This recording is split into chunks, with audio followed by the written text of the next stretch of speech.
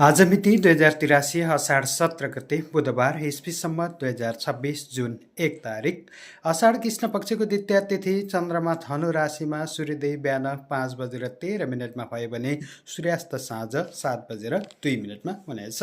अब लागौं 12 राशिफलतर्फ। पहिलो राशि मेष राशि। कमजोरीले चिन्ता बढाउन सक्छ। अरूका लागि बुद्धि खर्चुनु पर्नेछ। श्रम गरिकन मूल्य प्राप्त नहुने समय रहेको छ।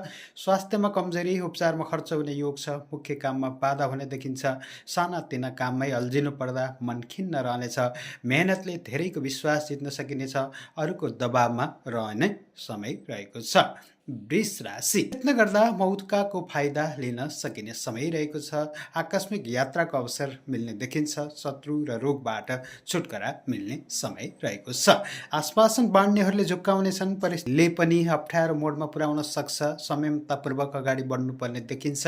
आमाको माध्यमबाट काम बनाउन सकिनेछ। महत्त्वाकांक्षी योजना गोप्य राखेर अगाडि बढ्दा राम्रो रहला। मिथुन राशि। आम्दानी प्रशस्तै बढ्नेछ। आतिथ्यपूर्ण सम्मान पाइनेछ। प्रेमको बन्धन कसिने बेला रहेको छ। दाम्पत्य जीवन सुखद र समृद्ध बन्ने योग रहेको छ। प्रतिस्पर्धीहरूले हार खानेछन्। इच्छा गर्नेहरूलाई मेहनतले पाठ सिकाउन सकिनेछ। स्रोत साधन जुट्नाले दिगो फाइदा हुनेछ। सानो प्रयत्नले ठुलै लाभ मिल्ने समय रहेको छ। आर्थिक उन्नति र प्रगति हुँदा तपाईँको मन खुस रहने देखिन्छ। कर्कट राशि। समग्रमा दिन उत्साहपूर्ण रहनेछ। व्यावसायिक यात्राको सम्भावना रहेको छ। मेहनत गर्दा सामान्य आम्दानी भइरहने देखिन्छ। व्यवसायमा पनि फाइदै हुनेछ।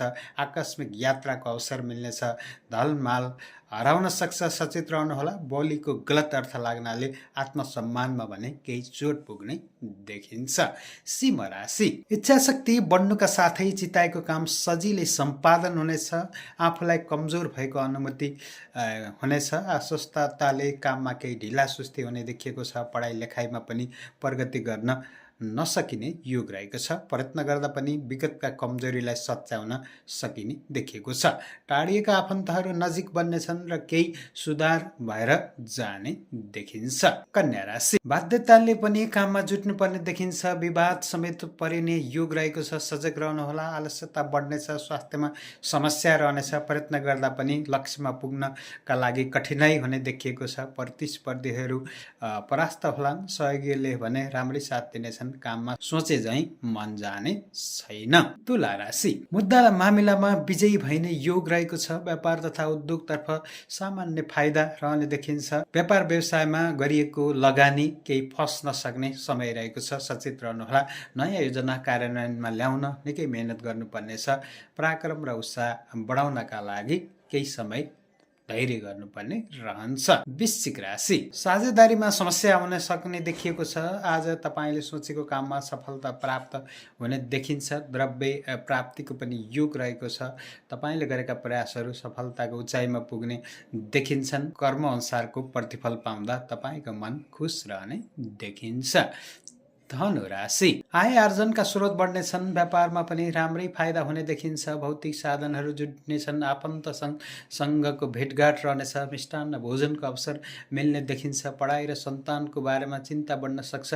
प्रतिस्पर्धीलाई कमजोर ठान्दा हानि हुन सक्ने देखिएको छ। समग्रमा तपाईँको दिन शुभ रहनेछ। मकर राशि।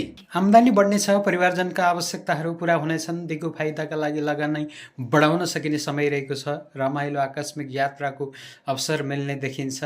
अप्ठ्यारो कामहरू पनि बन्नेछन्। प्रेम र मित्रताको बन्धन कसिने सम्भावना प्रबल रहेको छ। रमाइलो ठाउँको भ्रमण गर्दा तपाईँको मन प्रफुल्ल हुने समय रहेको छ। कुम्भ राशि। बौद्धिक कार्यबाट मनज्ञ लाभ हुनेछ। आफ्नो प्रतिभा धेरैलाई देखाउन सकिने अवसर मिल्नेछ। अरूको फाइदाका लागि उपयोग भइएला। काम बिग्रिने डरले सताइरहनेछ। शुभचिन्तकको साथ दिनेछन्। आफ्नै कमजोरीले चिताएको काममा भने व्यवधान आउन सक्ने देखिएको छ। केही सतर्कतापूर्वक अगाडि बढ्नुपर्ने रहन्छ। अन्तिम राशि मीन राशि। हरूलाई प्रभावित पारेर इमान दाम प्रतिष्ठा कमाउन सक्ने समय रहेको छ। सहयोगीहरूले को भरपर्दा चिताएका कामहरूमा व्यवधान आउने देखिन्छ। आफ्नो हातमा आएको अवसर पनि गुम्ने सम्भावना देखिएको छ। संयमतापूर्वक आफ्ना कामहरू अगाडि बढाउन नै राम्रो रहनेछ। हितैषी जनहरूले पनि आफ्ना कमी कमजोरीहरूप्रति टिप्पणी र गुनासो गर्नेछन्। त्यसले केही मनमा आलस्यता भने बढ्ने देखिन्छ। 12 राशिफलमा जे भनिए तापनि आफ्नो कर्मलाई निरन्तर रूपमा अगाडि बढाउनुहोला। ज्योतिषीय परामर्श सेवाका लागि 9856 48 133 मा सम्पर्क गर्न सक्नुहुनेछ। तपाईँको बाँकी पल शुभ रहोस्।